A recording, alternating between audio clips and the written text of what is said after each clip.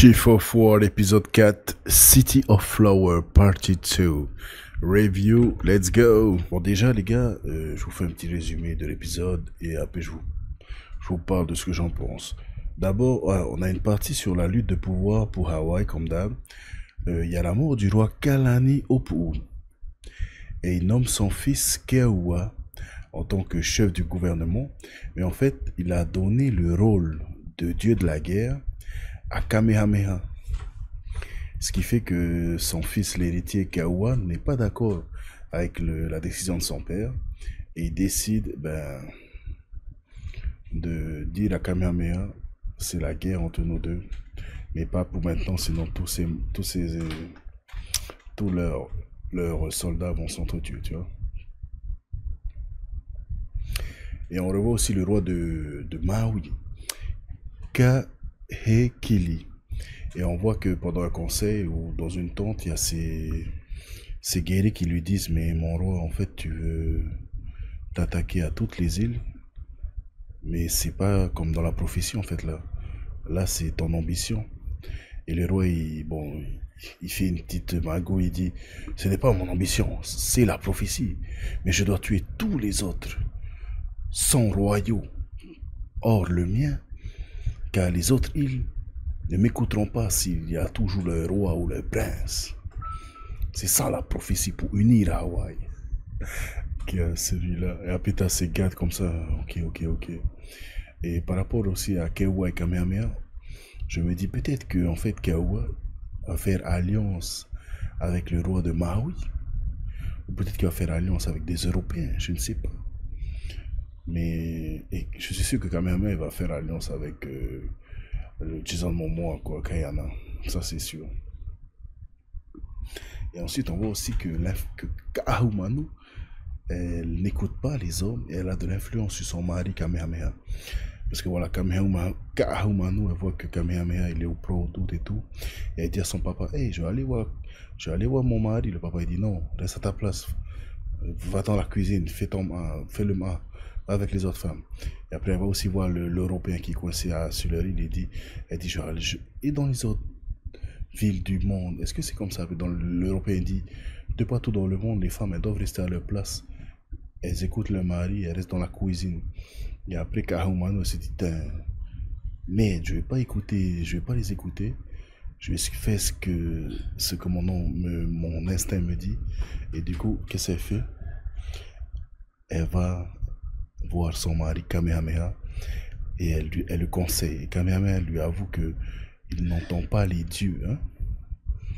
Et après, elle lui dit, écoute, si tu n'entends pas les dieux et leurs conseils, tu dois suivre ton instinct, tu dois suivre et prendre tes propres décisions de ton propre chef. Du coup, le roi Kamehameha, il écoute sa femme et il se dit, je vais pas faire la guerre avec les autres îles de Hawaï. Mais si les autres îles m'attaquent, je vais répliquer. Et là, tout le monde est comme ça, genre, ah oui, et Kamehameha, il dit sur son peuple, je n'ai pas entendu les dieux, c'est ma propre décision. Du coup, tout le monde est comme ça, genre, oh putain, il écoute pas les dieux, il fait comme il veut.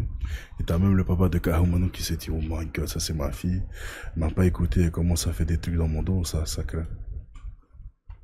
Et du côté des proches de Kayana, hein, je ne veux pas dire en moi, on a sa femme, Kupu Ori, qui se fait draguer par son petit frère, Namake, le frère de Jason Momoa dans le show. Hein? Et on voit qu'il apporte du poisson, qu'il la soutient moralement. Parce que je vous rappelle, ça fait 1 an que Kayana est partie et qu'elle a été avec les Européens, quoi. Et il y a même une scène à la plage où il va dire, Kayana, pour lui rendre honneur, on doit continuer à vivre et jouir de la vie. Ça serait cracher sur son sacrifice, tu vois. Jouir de la vie comme ma grand-mère aime le dire. Et ensuite, elle se dit non, je peux pas. Mais à la fin de l'épisode, elle va dans la tente du frère et ils font des trucs pour avoir des enfants, tout ce que je veux dire. Et c'est là que j'ai hâte parce qu'en fait, Kayana, il va revenir à Hawaï et on va voir s'il va arroser son frère ou s'il va casser avec sa femme, je sais pas comment ça va se passer. Et ensuite, pour la fin de l'épisode, pour parler de la fin de la partie, on va suivre Kayana, hein, qui est toujours sur l'île de Zamboanga, ou le pays de Zamboanga. Et en fait, lui, de son côté, il va faire face à l'une des plus grandes atrocités de l'histoire de l'humanité, l'esclavage et tout. Il va avoir des bébés, des enfants, des femmes, des hommes, enfermés dans des cages, et ça va l'enrager, il va rosser le gars qui surveille les esclaves. Il va aller sauver plein d'esclaves, il va aller sauver, casser les cages et tout, il va rosser les esclavagistes, il va les tuer. Tu vois, pour lui qui vient d'une île, tu vois, c'est là qu'on se dit, c'est qui les vrais sauvages? Nous, les Polynésiens, qui bien sûr, à cette époque, on s'entretue entre nous pour avoir les îles, ou ce sont les Européens et les autres gros pays qui faisaient de l'esclavage? À vous de me donner la réponse, les gars. Et ce que j'ai aimé aussi, c'est que Kayana, il va sauver son ami Tony, hein, qui était enfermé avec les esclaves, destiné à être un esclave lui-même. Et ils vont tous revenir sur Hawaï. Il prend aussi Veille, la hawaïenne qui habitait à Zamboanga. Et Veille, elle a réussi à avoir toutes les armes pour Kayana. Du coup, quand il va revenir sur Hawaï, il aura plein de flingues. Il va aller faire la guerre avec le chef de Maui. Ça va être un délit, les gars. Mais comme je vous ai dit, c'était un épisode vraiment de transition. C'est un épisode très calme. Mais on voit que déjà, entre Kamehameha et Keawa, il y a le conflit qui commence. Ensuite, le roi de Maui va aller attaquer d'autres îles. Ensuite, il y a le petit frère de Kayana, qui a couché avec sa femme, hein, Namake Kupuohi. Et on a Kahumanu qui commence à avoir une influence sur le roi Kamehameha. J'ai hâte de voir la suite des épisodes, mais je vois à peu près ce qui va se passer, les gars.